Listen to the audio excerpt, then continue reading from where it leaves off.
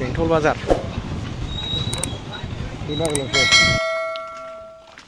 मारै हा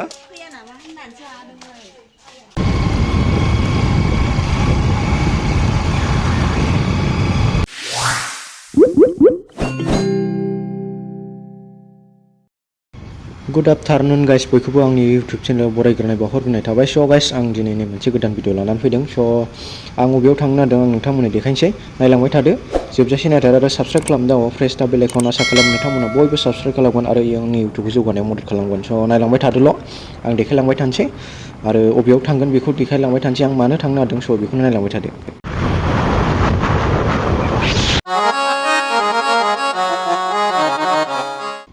स' नै लोगोफोर मोनफैबायानो जायगाया स' बेनिफ्रायनो जुरिजेनबाय स' मा जायगा नायदो आं देखायनोसै स' बबेसिम मोनखो नायदो बेनिफ्राय एसे थांबावनांगौ दंबावो ओमफ्राय बबेयाव थांगोन बेखौ आं देखायलांसै स' नायलांबाय थादोल'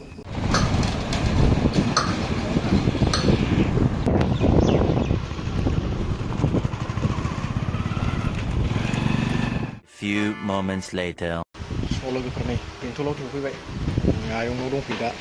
स' लाइनाबो थांसै जों माने गाबोन जोंना सासे बिब'नि हाबा दं नालाय ओंखायनो गाबोन फैनो सोलाबनाय नंला होननानै दिनै फैखाबाय आरो जायखिया दिनै मा होलांनाय जायो होलांसै स' नायलांबाय थादो गाइस आं दा देखायलांसै हिन्जाव गोदान सोर स' बेनोसै जोंनि बिमानि जायगा बे बैथिंजाय गैला बिराद गोबाव जाबाय आं खमैबाबो 10-20 बोसोरसो जाबायदां गैया बेयाव बिमायंनि न' बे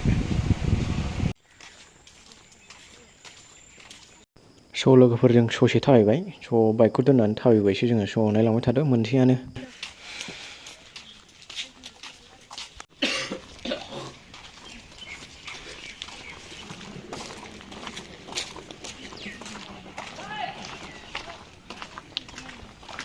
मारै हा ग्रोब माबाखौसो नायखाबाय जोंहा बेलासि Later. आंथ' फैफेरखायाखै बिसिनाव हाब गोदावनानैसो दं नामा बेलाय सिनायदों नों आंखौ ओमफ्राय नों आंखौ सिनायदों नों आंखौ सिनायगोना सिनायाखै होनदों आं कारिगाव माबा गैला माथो गैलालै मेलेमफ्राबो खंख्ला जाजोब्बाय नामा नोंनालाय नङा होनलाय माथो सिनायाखैमोन आङो मिनिदोंसो आनो थिमोननि फिसाला नों दिदोम नङा होमबा नंगौ गैलालै सानसे लोङाबानो थाखायानोदां लोंनाया लोंखायो एसेबाबो मा खालामदों नों ओमफ्राय बोरमा बिबु हानो नागिरदों सोरनि दहाय बै आसमलनि बांगाल आसमलनि माबा बोरमा गोथै मोनबोदों नालाय बेखौ रानदों आरो हारसिं हारसिं नङा बे जोंनि न'सो आंबो इयाव उन्दुयो बेयावनोमोन बेखौ सिफायनानैहाय बेखौ लुफिनबाय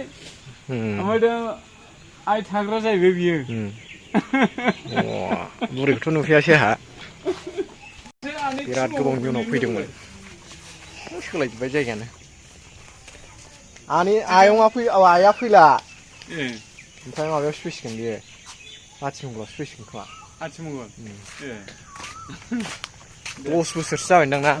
20 बोसोर 15 बोसोरसो जाबायदां आं बेयाव फैया दिनैसो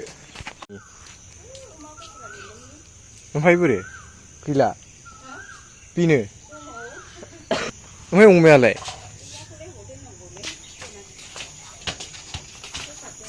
खम दुगैयोमोन जों बेयाव बुजालायनाय दै थौले 15 बोसोर फुरा जाबाय जोंखौथ' बहा सिनायबावनो होननायसो आंथ' महर मोखां गोसोआव गैला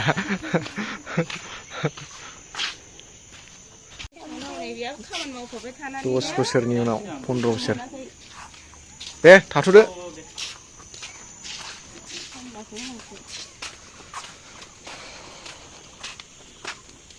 बागान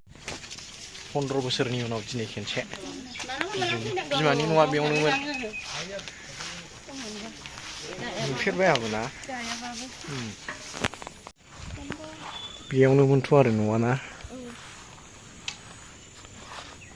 नालेंखरा दाबो थायो दैखरा गैलाना दैखर दङ थायो थांसैलै थांसै लालाया दासो मोनानानै हा दासो मोनानानै बेलाय आं बेयावसो दंफैयोबा अबाहाय बै बिमायंनाव सोर बेयो बै हुलमागाव खोदोमथला ओरै माबाया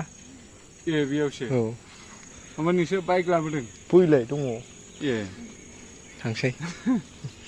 दे दे औ फैदो नोंस्रा औ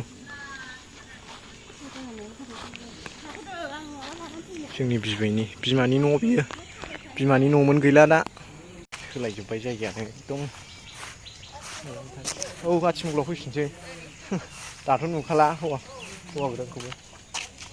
ओरै न'जोबमोन ओरैजाय बिराद गुवार न' दंमोन सोलायजोब्बाय दा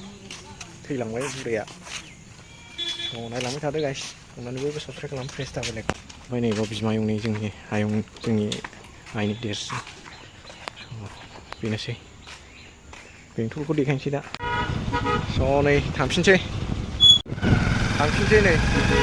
बेंटलाव फैदोंमोन बिब'नि हाबामोन हाबा दं गाबोन स' गाबोनथ' फैनो सोलाबला नालाय दिनै फैबाय आङो एसे माबा होनानै फैबाय निमन्त्रन बादि स' नायलांबाय थादो बेंटल बाजार देखायलांसै बेंटल बाजार बे बागोलावसो बैयाव दखान औ फैसा रिसार्जखौ बाय सोनो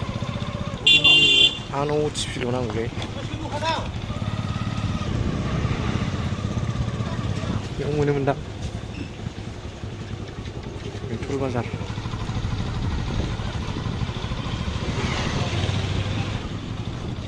A few moments later. नै दाना गाइस जों गिदिंफिनबायानो स' थांफिननोसै स' खाथियावनोखा खोदोमथला गोग्लैयो जोंना जों थाग्रा जायगा स' बेसिम थांफिनसै स' अननानै बयबो साबसक्राइब खालामदो प्रेस बेल आइकन आसा खालामो नोंथांमोनहा बयबो सापर्ट खालामगोन